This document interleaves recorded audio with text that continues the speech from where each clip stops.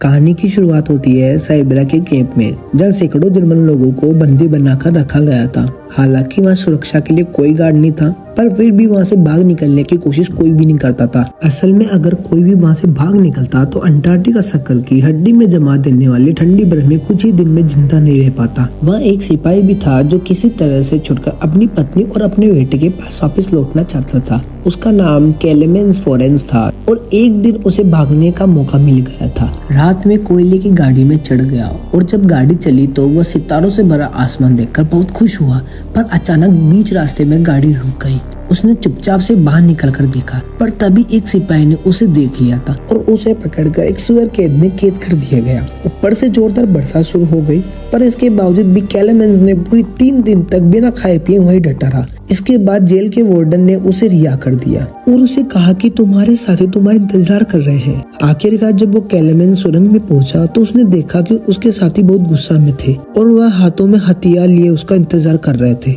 असल में क्लेमेंस ने भागने की वजह से उन्हें भी 3 दिन तक भूखा रखा गया था। तभी अचानक उन्होंने क्लेमेंस पर हमला कर दिया और उसे कुत्ते की तरह पीटा। बुरी तरह से जख्मी होने की वजह से उसे कैंप के डॉक्टर के पास ले जाया गया। वो डॉक्टर भी यहाँ बंदी था और वो क्लेमेंस की भागने की हिम्मत देखकर काफी प्रभावित हुआ। जब उसने कहा कि वो फिर से एक बार भागेगा, उसमें डॉक्टर की मदद चाहिए। तब डॉक्टर ने कहा कि आर्कटिक सर्कल से भागना नामुमकिन है। आज तक जिसने भी भागने की कोशिश की है वह सभी मारे गए, पर डॉक्टर ने उसे एक राज बताया, जो लोग यहाँ से भागे नहीं वो भी अंत में मारे ही जाएंगे। असल में वहाँ मौजूद सारे कैदी रोज लेड नाम की मेटल की खानों में खुदाई करते हैं और लेड धीरे धीरे हवा से उनके शरीर में जा रही है, जिस वजह से आज नहीं तो कल उन्हें सबको मरना है तय है। उसे भागकर अपनी किस्मत आजमा लेनी चाहिए। फिर डॉक्टर ने उसे अपने सारे गर्म कपड़े और जूते निकालकर क्लेमेंस को बताया कि रेलवे लाइन पर जगह जगह पर खाना छुपाया गया है। ऊपर से उसने क्लेमेंस को एक बंदूक भी दी। असल में डॉक्टर ने ये सारी तैयारी खुद को भागने के लिए की थी, मगर 1 महीने पहले उसे पता चला कि उसे कैंसर है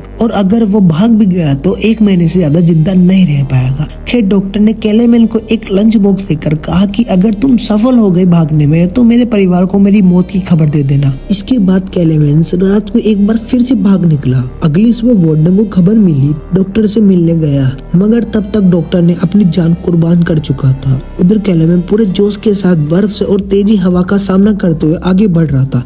उधर वार्डन ने क्लेमेंस को ढूंढने के लिए कई फौजियों को भेजा था। कई दिनों तक ढूंढने के बाद भी उन्हें क्लेमेंस का कहीं भी सुराग नहीं मिला। सबको लगा कि वह बर्फ में जमकर मर गया होगा। वार्डन को यकीन था कि वह जिंदा है, इसलिए उसने तलाश जारी रखने का हुक्म दिया। भागने के 9 दिन बाद क्लेमेंस के अचानक पीछे सेल्स भागते हुए दिखाई दिए। क्लेमेंस भी तुरंत भागने लगा, पर जल्दी सेल्स उस तक पहुंच गए और क्लेमेंस को रौंद दिया। अचानक क्लेमेंस की आंख खुली। उसने देखा वो तो ठीक है एकदम। असल में ये पूरी घटना उसके मन का वहम था। उसके चारों ओर सफेद बर्फ की चादर थी और खाना भी खत्म हो चुका था। उसका दिल टूटने लगा था और उसने भगवान से कुछ चमत्कार करने को कहा, पर अंटार्कटिका सक्कर में दूर दूर तक बर्फ के सिवा और कुछ नहीं था। अब उसके पास कोई चारा भी नहीं था, इसलिए वह कुछ दिन तक जैसे तैसे आगे बढ़ता रहा। आखिर में उसके शरीर ने उसका जवाब दे दिया और वह भूख की वजह से बेहोश हो गया। कुछ समय बाद उसकी आंखें खुली और उसने एक अजीब सी आवाज सुनी। तभी उसकी नजर एक सील पर पड़ी और उसकी आंखें चमक उठी। उसने तुरंत अपनी बंदूक निकाली और कांपते हाथों से सील पर गोली चला दी, पर बदकिस्मती से उसका एक भी निशाना सही नहीं लगा। सील भगने लगी थी। क्लेमेंस उसके पीछे दौड़ने लगा, फिर सील अचानक बर्फीले पानी में घुस गई। खैर उसने ज्यादा न सोचते हुए गोली चलाई और आखिर सील को गोली लग गई। खाना खाने के बाद उसने अपने पैरों पर पट्टी बांध ली ताकि ठंड से थोड़ी राहत मिले। थोड़ा आराम करने के बाद क्लेमेंस ने फिर से अपने सफर पर निकल पड़ा। अपने अकेलेपन और इतने लंबे सफर में उसका दिमाग संतुलन खराब हो सकता था, इसलिए वह लगातार खुद से ही बातचीत करता रहा। साथ ही वह थोड़ा चलने के बाद कंपास अपनी दिशा भी देखता रहा ताकि वो गुम ना हो। इस तरह से कई दिन चलने के बाद उसे बर्फ के बीच में एक पेड़ दिखाई दिया। उसे देखकर क्लेमेंस की खुशी से पागल हो गया और भागकर उसे पेड़ को गले लगा लिया। इस पेड़ का मतलब था कि 2 महीने तक लगातार चलने के बाद आखिरकार वह अंटार्कटिका सर्कल से बाहर आ गया। दूसरी ओर जेल के वार्डन ने अब भी हार नहीं मानी और 500 किलोमीटर के एरिया तक तलाशी रखने का हुक्म दिया। उधर क्लेमेंस जंगल तक पहुंच गया था, पर अचानक वह बर्फीला तूफान शुरू हो गया।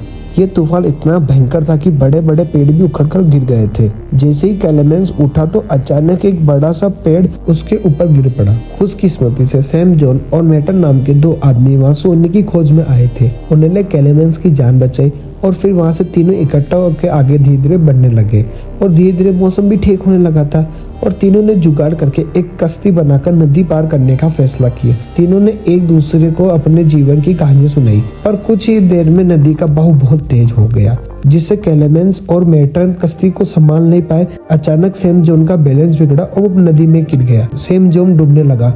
वही क्लेमेंस ने अपनी जान पर परवाह नहीं की और तुरंत उसको डूबने से बचाने लगा। काफी मुश्किल के बाद वह सैम जॉन को किनारे तक ले आया। उधर मेटन ने बीच में ही उन्हें छोड़कर अकेले ही आगे बढ़ गया। जब वह अपनी झोपड़ी में पहुंचा तो उसने सोचा कि सैम जॉन तो नदी में मर ही गया होगा, इसलिए उसने सैम जॉन का सोना और बाकी कीमती चीजें चुरा ली। फिर कुछ ही पलों में सैम जॉन और क्लेमेंस भी वहाँ पहुंचे। मेटन के धोखे से सैम जॉन को बहुत गुस्सा है, इसलिए उसने गोली चलाकर मेटन की जान ले ली। इसके बाद सैम जॉन और क्लेमेंस अपना सामान बांधकर एक बार फिर से सफर के लिए निकल पड़े। जल्दी सर्दी का मौसम शुरू हो गया और आगे बढ़ना और भी मुश्किल। तब क्लेमेंस ने सैम जॉन का बैग लेकर बोझ कम करने की कोशिश की, मगर सैम जॉन को लगा कि वो उसका सोना चुराना चाहता है, इसलिए उसने बैग से क्लेमेंस पर हमला कर दिया। इस वजह से क्लेमेंस बेहोश हो गया और जब उसकी आंखें खुली तो उसने देखा कि भेड़ियों का एक झुंड दौड़ता उसकी तरफ आ रहा था। क्लेमेंस तुरंत पेड़ पर चढ़ने की कोशिश करा, पर भूखे भेड़िए उसकी पेंट उसे नीचे खींच रहे थे। बहुत कोशिश के बाद वह छोटा सा पेड़ नीचे ही गिर गया।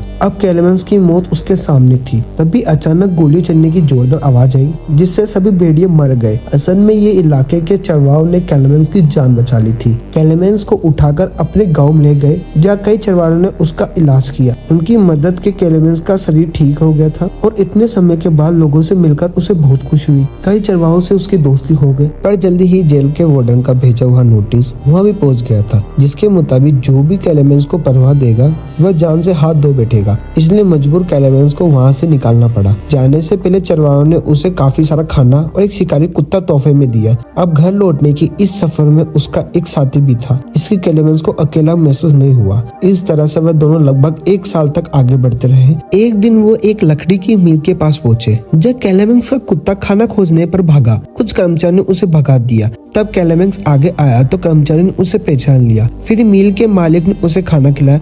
इसके बाद उन्होंने क्लेमेंस को जर्मन की ट्रेन में बिठा दिया। अब वह जल्दी घर पहुंचने वाला था, इसलिए क्लेमेंस के चेहरे पर बड़ी मुस्कान थी, मगर वह यह नहीं जानता था कि मील के मालिक ने उसकी खबर पुलिस को दे दी थी और जेल के वार्डन अपने साथियों के साथ ट्रेन के स्टेशन पर उसका इंतजार कर रहा था। खुदकिस्मती से क्लेमेंस को पहले ही सिपाहियों को स्टेशन पर दिख गया था, इसलिए वो मौका देखकर वहाँ से भागने की कोशिश करने लगा। फिर कुछ ही पलों में जेल के वार्डन ने उसे रंगे हाथ पकड़ लिया। अब क्लेमेंस की सारी उम्मीद खत्म हो चुकी थी, पर अचानक क्लेमेंस के शिकारी कुत्ते ने वार्डन पर हमला करके उसे बुरी तरह से काट लिया। अपने कुत्ते की वफादारी के बदले क्लेमेंस को भागने का एक और मौका मिल गया, पर तभी उसे गोली की आवाज सुनाई दी और वो समझ गया कि वार्डन ने उसके कुत्ते को मार दिया। पर क्लेमेंस उसकी मौत का शौक नहीं बना पाया और लगातार भागता रहा। मौका देखकर वह एक पुल पर चढ़ गया, नीचे से गुजर रही ट्रेन पर कूद गया। आज एक बार फिर से बाल बाल बच निकला। इसके बाद वह लगातार अपने रास्ते पर आगे बढ़ता रहा। इसी तरह से काफी समय बीत गया।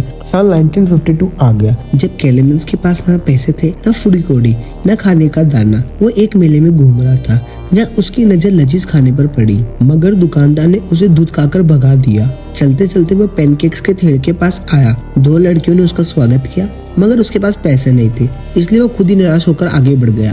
मगर एक लड़की का दिल अच्छा था, इस तरह से उसने पैनकेक का एक टुकड़ा एक बच्चे को देकर उसके पास पहुंचाया। उस बच्चे ने उसको केक का टुकड़ा दे दिया। पहले खाने के लिए हिचकिचाया, पर फिर उसने पैनकेक लेकर खा लिया और तभी एक आदमी वो सब कुछ देख रहा था। इधर चलते चलते क्लेमेंस एक चर्च में पहुंचा और उसने हाथ जोड़कर भगवान से प्रार्थना की। वो आदमी भी उसके पीछे पीछे यहाँ तक आ चुका था, पर उसने क्लेमेंस को पुलिस के हवाले नहीं किया। असल में वो भी कुछ समय पहले वॉर प्रिजन में रह चुका था, इसलिए वो क्लेमेंस की हालत समझ सकता था। वो क्लेमेंस को अपने घर लाया, जहाँ क्लेमेंस नहा धोकर अपने पुराने रूप में वापस आ गया। आदमी ने उसे एक पासपोर्ट और कुछ कागज दिए, जिससे क्लेमेंस का दिल भर आया। आखिरकार पासपोर्ट लेकर क्लेमेंस सीएच सदर के पास पहुंच गया था। फिर थोड़ी पूछताछ के बाद उसे जाने दिया। क्लेमेंस को इतनी खुशी हुई कि उसे अपनी स्माइल को छुपाना पड़ा। आखिरकार वो आजाद हो ही गया था। जैसे ही वो स्विमिंग पूल के बीच में पहुंचा तो उसके फेस पे चमकदार रोशनी आई। उसे देखकर उसकी आंखें एकदम से बंद हो गई। जैसे ही वो रोशनी हटी और उसकी आंखें खोली तो उसे देखकर क्लेमेंस के होश उड़ गए और उसने पीछे मुड़कर देखा कि अब भी वो सोए जमीन पर ही है। इसका मतलब अब भी वार्डन उसे गिरफ्तार कर सकता था। अब क्लेमेंस का दिल डूब गया क्योंकि इतने सालों की मेहनत के बाद भी वो आजाद नहीं हो सकता। उसकी सारी मेहनत मिट्टी में मिल गई थी। पर अचानक उसने देखा कि वार्डन उसका रास्ते से हट गया। क्लेमेंस को अपनी आंखों पर विश्वास नहीं हुआ, मगर वह धीरे धीरे आगे बढ़ने लगा। असल क्लेमेंस का जिंदा रहने की चाह और 7 साल का दर्दनाक सफर यहाँ तक पहुँचने के जज्बे को वार्डन का दिल जीत लिया था। इसलिए वार्डन ने क्लेमेंस को जाने दिया, मगर एक फौजी होने के नाते वह जीत गया था। आज अगर वह चाहता तो क्लेमेंस को गिरफ्तार करके उसका खेल खत्म कर सकता था। आखिरकार क्लेमेंस सरहद पार करके अपने घर पहुंच गया, जहाँ उसकी पत्नी और बेटी चर्च के लिए निकल रहे थे। क्लेमेंस भी उनके पीछे पीछे गया और चर्च में उसकी बेटी ने उसे पहचान लिया था। फिर वो दौड़कर अपने पिता से लिपट गई। आपके हिसाब से वार्डन ने सही किया या उसने अपने देश की गद्दारी की? कमेंट में जरूर बताना। मिलते हैं अगली वीडियो में। इस वीडियो को लाइक एंड सब्सक्राइब जरूर करें।